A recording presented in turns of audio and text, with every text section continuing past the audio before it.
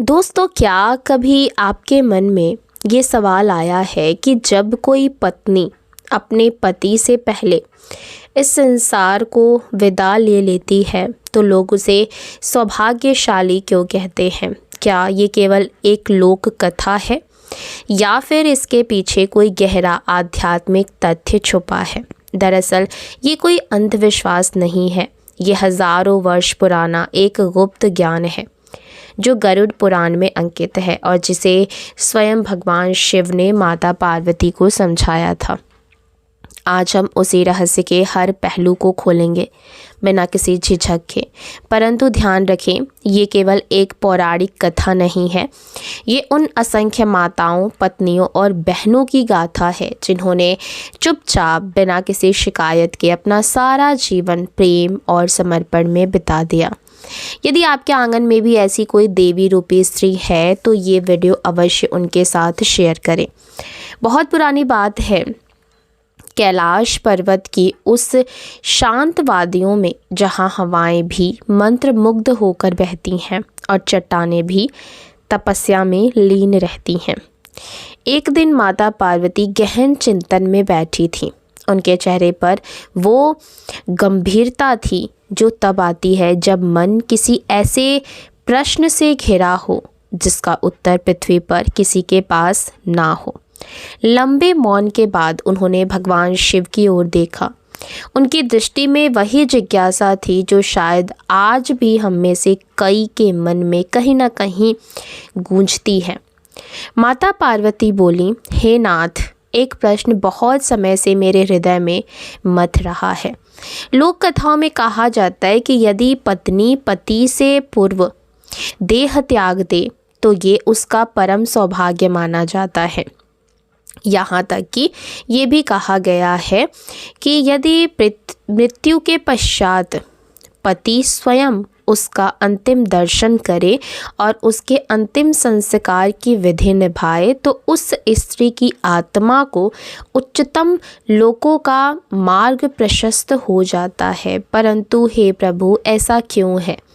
ये नियम किस उद्देश्य से बनाया गया? इसके मूल में कौन सा अदृश्य सत्य निहित है? भगवान शिव के मुख पर एक मंद मुस्कान तैर गई, वो मुस्कान जो तब दिखाई देती है जब कोई प्रश्न इतना गहरा हो कि उसका उत्तर देने के लिए संपूर्ण ब्रह्मांड सांस रोके खड़ा रह जाए। शिव बोले, हे देवी, तुम्हारा प्रश्न केवल किसी रीति रिवाज तक सीमित नहीं है। तुमने आज वो सत्य पूछा है जो जन्म जन्मांतर के कर्म बंधन से जुड़ा है, आत्मा की मुक्ति से संबंधित है और उस अदृश्य ऊर्जा से जुड़ा है जिसे संसार स्त्री धर्म कहता है, परंतु जिसकी गहराई को बहुत कम लोग समझ पाते हैं। आज मैं तुम्हें एक ऐसी कथा सुनाता हूँ जो इस रहस्य के हर पर्दे को हटा देगी और विश्वास मानो, ये कथा सुनकर तुम्हारी आंखें नम हो जाएंगी और जो भी इसे सुनेगा उसकी आत्मा भी शायद भावुक हो उठेगी। शिव जी बोले, ये कथा उस युग की है जब नारी का पतिव्रत धर्म देवताओं के सिंहासन तक को हिला देता था। नर्मदा नदी के तट पर बसा एक छोटा सा गांव था।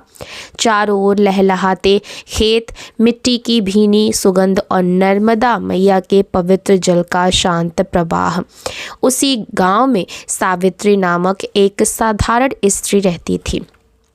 वो कोई राजकुमारी नहीं थी, ना उसके पास विशाल महल थे, ना सोने चांदी की ढेरियां, ना ही कोई ऊंचा पद, परंतु उसके पास एक ऐसी संपदा थी जो इस संसार के किसी भी बाजार में नहीं बिकती। वो संपदा था एक निर्मल हृदय और एक सच्चा जीवन।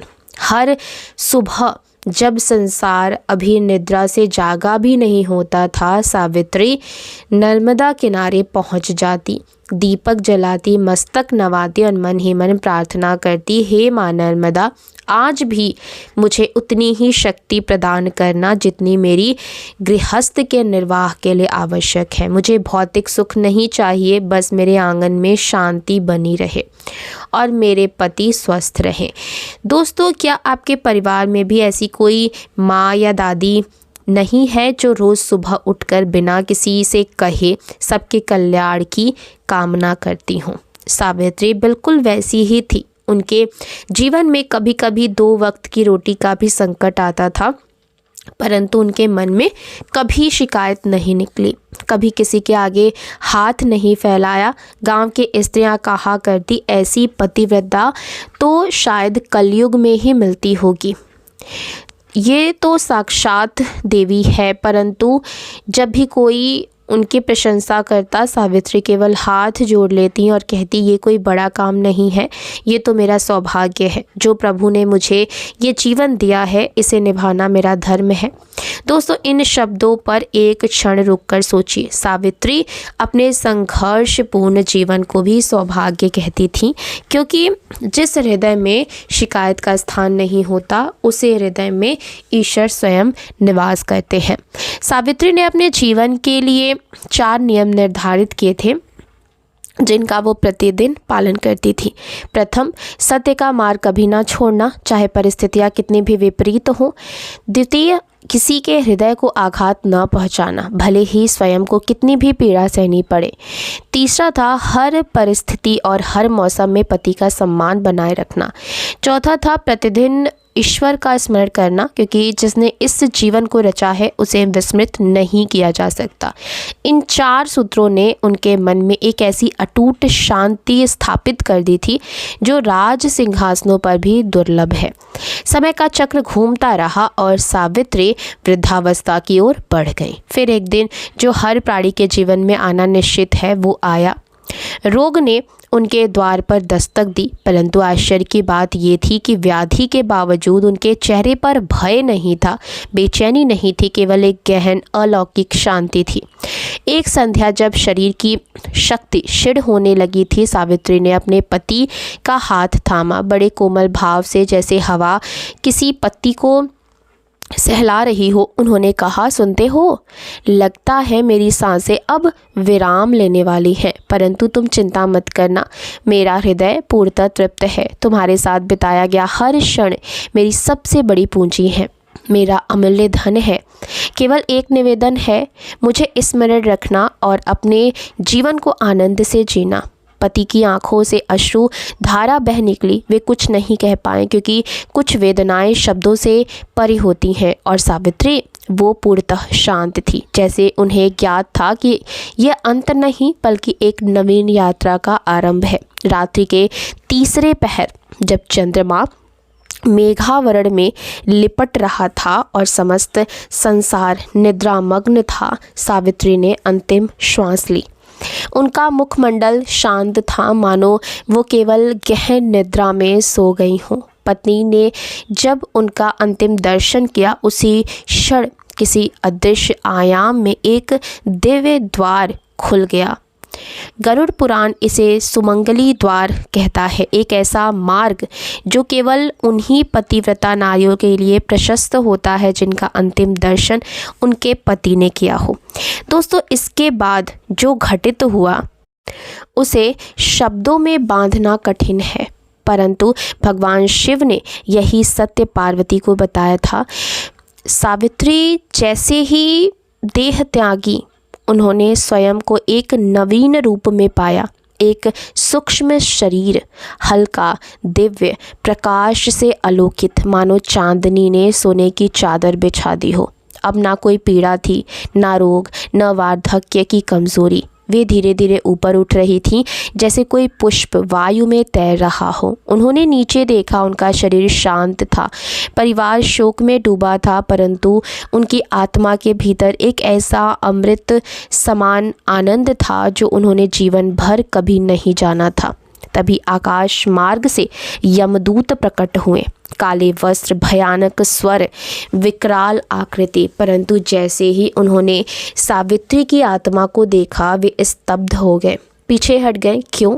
क्योंकि गरुड़ पुराण का स्पष्ट नियम है कि पतिव्रता सुहागन स्त्री की आत्मा को यमदूत स्पर्श नहीं कर सकते। उनके स्थान पर सुवर्ण प्रभा से आच्छादित देवदूत प्रकट हुए। उनके हाथों में दिव्य पुष्प थे, उनके चरणों में प्रकाश की रेखाएं थीं। वे एक स्वर में बोले, हे सावित्री, तेरे निर्मल कर्मों ने तेरा मार्ग पूर्व से ही निर्धारित कर दिया है।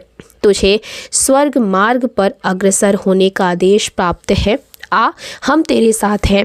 जब शिव जी ने ये पार्वती को बताया तो माता पार्वती की आंखें नम हो गई। वे समझ गए कि स्त्री धर्म कोई बंधन नहीं बल्कि वो सेतु है जो भौतिक संसार को परलोक से जोड़ता है। देवदूतों के संग सावित्री की यात्रा आरंभ हुई। प्रथम पड़ाव था पुष्प वाटिका लोक। जैसे ही वे वहां पहुंची, एक ऐसा दृश्य उनकी दृष्टिगोचर हुआ जिसके दर्शन के लिए देवता भी तरसते हैं। वहां पुष्प मिट्टी में नहीं बल्कि वायु में तैर रहे थे, झूम रहे थे, अपनी दिव्य सुगंध चारों ओर बिखेर रहे थे। नीले, गुलाबी, स्वर्णिम और ऐसे रंग जिनका नाम मानव भाषा में भी नहीं है। वायु में ऐसी सुगंध थी कि प्रत्येक श्वास के साथ मन की सारी व्यथा विलीन होती जा रही थी और जैसे जैसे सावित्री अग्रसर होती उनके पदों के नीचे स्वतः कमल के पुष्प प्रकट होने लगते, मानो प्रकृति स्वयं उनका स्वागत करने हेतु मार्ग सजा रही हो। दोस्तों, एक क्षण विचार कीजिए उसी सावित्री के लिए जो धरती पर कभी कभी भूखी भी सोई थी, जिन्होंने कभी बहुमूल्य वस्त्र नहीं धारण किए, जिनका जीवन विलासिता से कोसों दूर था। उनके लिए प्रकृति स्वयं कमल का शैया बिछा रही थी। यही है कर्म का सच्चा फल। देवदूत बोले, सावित्री, इस लोक में केवल उन्हीं आत्माओं को स्थान मिलता है जिनके भीतर प्रेम और पवित्रता अशुद्ध रही हो। परंतु ये तेरी यात्रा का केवल प्रथम चरण है। आगे और लोग हैं जो तेरे कर्मों के अनुरूप प्रकट होंगे। आगे बढ़ते हुए सावित्री एक विशाल तेजस्वी भवन के समक्ष पहुंची। वहां एक दर्पण था, परंतु ये कोई साधारण कांच नहीं था। ये दर्पण रूप नहीं था बल्कि जीवन का सार दिखाता था। जैसे ही सावित्री उसके सम्मुख खड़ी हुई, उनके जीवन के कर्म एक एक करके प्रकट होने लगे। वो दिन जब उन्होंने बिना विचार किए एक भूखे साधु को अपना भोजन अर्पित किया था, वो क्षण जब उन्होंने पड़ोसी की रोगग्रस्त बालिका को अपनी संतान की भांति सेवा की थी, वह रात्रियां जब पति संकट में थे और वे उनके लिए ढाल बनकर खड़ी रहीं, वो पल जब उन्होंने एक अनाथ बालक को वस्त्र दिए थे। उस बालक की आंखों में जो कृतज्ञता चमक रही थी वो आज भी उस दर्पण में प्रतिबिंबित थी। मित्रों, वो दर्पण ये नहीं गिन रहा था कि सावित्री ने कितना धन अर्जित किया, कितना बड़ा घर बनाया या कौन सा वाहन चलाया। वो दर्पण केवल ये माप रहा था कि उन्होंने किसी के जीवन में कितनी ज्योति प्रदान की और उन सूक्ष्म कर्मों का प्रकाश इतना तीव्र था कि संपूर्ण कक्ष उसमें स्नान कर गया। तृतीय लोक में प्रवेश करते ही सावित्री ने जो अनुभव किया वो शायद उनके जीवन का सर्वाधिक गहन पल था। चारों ओर दिव्य नारियां विद्यमान थे। उनके मुखमंडल पर ऐसा तेज था मानो चंद्रमा की शाम शीतलता और सूर्य की प्रखरता एक साथ उतर आई हूँ। उनकी दृष्टि में दृढ़ता, करुणा और पवित्रता का अनूठा मिश्रण था जो केवल उन्हीं में होता है जिन्होंने जीवन को पूर्णतः प्रेम से जिया हो। गरुड़ पुराण स्पष्ट करता है कि ये बंधन नहीं है, ये आत्मा की वैवाहिक प्रतिज्ञा का आध्यात्मिक विस्तार है। जो नारी इस प्रतिज्ञा को प्रेम से निभाती है वो केवल भौतिक संसार में ही नहीं वरन परलोक में भी उच्च सम्मान पाती है। फिर सावित्री के सम्मुख एक विशाल स्वर्णिम द्वार प्रकट हुआ। उस पर उज्ज्वल अक्षरों में अंकित था, अखंड सौभाग्य लोक। जैसे ही सावित्री समीप पहुंची वो द्वार स्वतः खुल गया। ना किसी ने उसे खोला, ना ताला लगाया था, वह स्वतः खुला क्योंकि इस लोक का नियम ही ऐसा है। ये द्वार केवल उन्हीं नारियों के लिए प्रशस्त होता है जिनका अंतिम दर्शन उनके पति ने किया हो। जिस क्षण पति ने अपनी पत्नी का मृत मुख देखा उसी क्षण उस आत्मा के लिए इस लोक का मार्ग निर्धारित हो गया था। यही गरुड़ पुराण का शाश्वत सिद्धांत है। दोस्तों, अब उस पति के विषय में चिंतन कीजिए जिसकी आंखें अश्रुओं से भरी थी, जो टूट चुका था, जो शायद ये नहीं समझ पा रहा था कि जीवन आगे कैसे व्यतीत होगा, परंतु उसे ये ज्ञात नहीं था कि उसका केवल एक कार्य अपनी पत्नी का अंतिम दर्शन करना उसी एक क्षण ने उसकी पत्नी के लिए स्वर्ग का द्वार खोल दिया था। यही है पति पत्नी का अदृश्य बंधन जो मृत्यु के पार भी अटूट रहता है। अखंड सौभाग्य लोक के पार मार्ग और भी उज्जवल हो गया और सावित्री बड़े आराम से स्वर्ग लोक में रहने लगी। तो गरुड़ पुराण और नर्मदा पुराण में स्पष्ट उल्लेख है कि सुहागन और पतिव्रता नारी का जीवन जितना पवित्र होता है, उसकी मृत्यु उससे कहीं अधिक दिव्य और पवित्र होती है। ये केवल एक श्लोक नहीं है, ये उन करोड़ों नारियों का सम्मान है जिन्होंने अपना समस्त जीवन अपने परिवार के चरणों में अर्पित कर दिया। जय श्री हरि, राधे राधे।